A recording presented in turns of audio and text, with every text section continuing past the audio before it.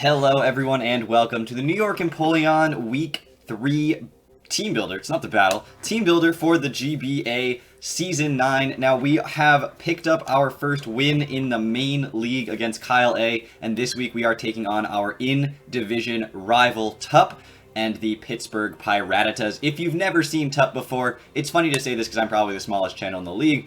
But if you are here from my channel and don't know about these other coaches for some reason or another, they are all in the description below, and my opponents are always in a place of honor right at the beginning. So if you've never seen Tup before, go check him out. Absolutely great content creator, been a part of the GBA for many, many years, and he's just a good dude. So this week is a bit of an interesting matchup. I had a lot of iterations of this team, but the one I finally decided to settle on is the one you're going to see here right now. His team is Shaman, Sky, Zeraora, Milotic, Mega Scissor, Ash Greninja, Latias, Miltank, Togekiss, Entei, Diggersby, and Claydol, with Zeraora and Latias being his two possible Z users. He's got phenomenal speed tiers, although they only go down to 75, so once you get below that, speed really no longer matters. With Mega Scissor and Claydol being his slowest mons, which I find pretty interesting, but up above that, it's like very good speed tiers. He's got 3 mons at base, between base 100 and 110, which is something that I do want to consider, but nothing between 81 and 100. So, unfortunately, I also have very little between 81 and 100, outside of outside of Lele, but we'll talk about that in a minute. So, first things first, we are not going to be rocking out with any more of Endeavor Custap Berry Donphan. That was a crazy set, and I was so hopeful it was going to work last week, but unfortunately, it's not the way that the cookie crumbled on that Donphan, but it was a cool set, and I think it actually did end up putting in a decent amount of work at the end of the game. But this week, a little bit more standard. Earthquake, Ice Shard, Stealth Rock, and Rapid Spin. Ice Shard really handles the Shaman Sky, and the Latias, 2 things, and the Claydol, obviously, and those all things all are off the ground, so even if Psychic Terrain is up, and spoilers, I am bringing Lele this week, they can all still get hit by Ice Shard, which is really nice. Rapid Spin, because this thing is not weak to rocks, and we can handle pretty much all of his threats with that can set up rocks with this Donphan. Things like the Miltank, which is his only rock setter. I'm like just now noticing that and Claydol are his only rock setters, and Donphan can pretty well deal with either of them. We are going to be running a physically defensive set this week. I really wanted to find a place for Toxic so that I could hit that Miltank or Claydol, but I just could not find one because I really needed the spin on this thing this week. I did not want to run Defog. I am running Defog, but I really would rather click Spin because I want my rocks up against him because of his rock weakness that he's got going on. And some of his biggest threats to me, like Entei and Shaman. Next up is going to be my Superior, Leaf Storm, Hidden Power Fire, Leech Seed, and Substitute. I thought about HP Ice versus HP Fire, but HP Fire at least still hits Shaman Sky super effectively, and after +2 from the Leaf Storm is going to take it out. This is a physically defensive Superior, extremely physically bulky. It's 244 HP and 252 defense with a bold nature, and then 12 in special attack, so not going to do a lot of damage. I do have to try to figure out whether his Miltank is going to be a Victini switch-in or a Superior switch-in, because it is either going to be Thick Bat or Sap Sipper. It can't be both. And then I just have the Leech Seed, and I really wanted to run Aromatherapy on this, but Aromatherapy and Contrary are not legal together, so I couldn't end up doing that because Contrary did end up being a very valuable thing for me to have, since it does stop the Milotic from doing anything bunky. The real big thing that the Milotic wants to do is something like Mirror Coat, and I am very well aware that that's something Milotic is probably going to be running this week. So Substitute, he reveals his Mirror Coat, I Leaf Storm, he Mirror Coats, breaks the sub, the second one at +2 kills the Milotic. So that's why I needed Contrary. If it wasn't for that specific thing, I honestly probably would have been okay running Aromatherapy and Overgrow, but I just felt like, and then not run Leaf Storm this week, but I felt like that was going to end up being the better play here, because Grass Stab is really good against his team. Things like the Greninja, the Milotic, the Diggersby, the Claydol, all don't want to take it, and even Miltank doesn't want to take it if it isn't running Sap Sipper. Next up, we have the Mega Beedrill. This thing had a weird case of 4-move slot syndrome, the opposite of last week, where, actually the same thing as last week, but I went in an opposite direction with it, where it didn't need anything besides its stabs.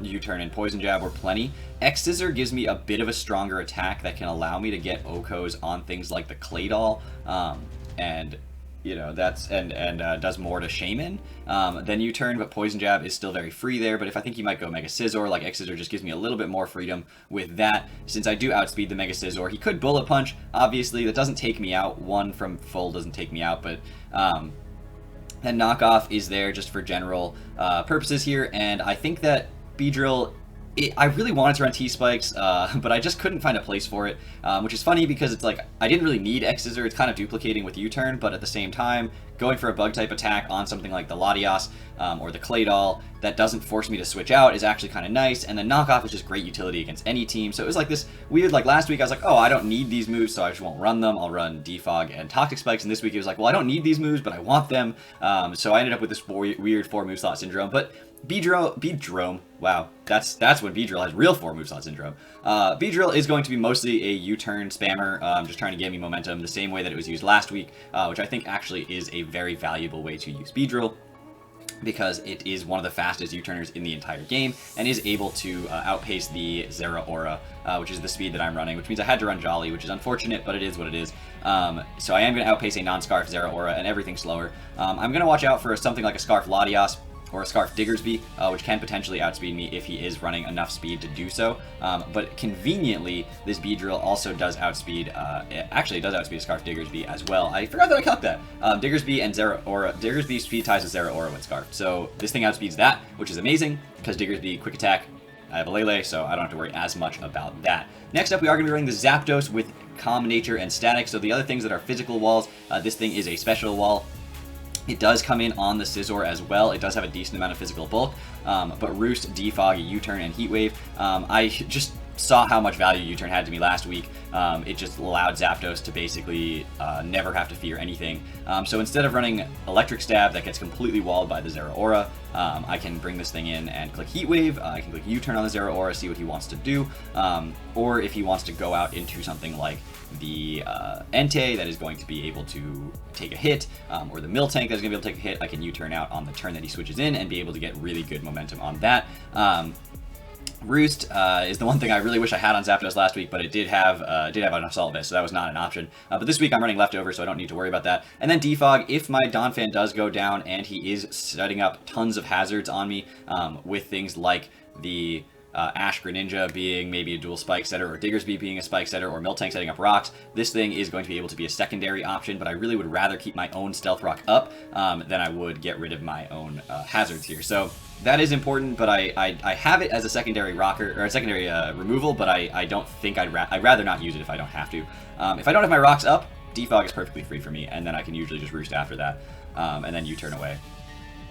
Next up is my Tapu Lele. This thing is going to be rocking out with the Moonblast, Hidden Power Fire, Psychic, and Psyshock with the Scarf, mostly because Psychic spam against this team is incredibly easy, and if it's not going to be easy because he has something like the Greninja still alive, then Moonblast is perfectly free. The only thing that's going to resist both of the stabs of this is the Scizor, and that thing dies to a Hidden Power Fire if I want to try to predict that. Not to mention he can't Bullet Punch me, and I do have a pretty free switch into Zapdos every time the Scizor comes in, and eventually, if he keeps coming in and keeps U-turning on my Zapdos, he will get static. It will happen eventually, given enough chances. So that is the plan with this thing. If he really wants to have something like, if I determine that my Lodic is specially defensive, maybe I can click Psyshock, but I am expecting the Mirror Coat, like I said, so I am going to be usually switching out on the Milotic as well.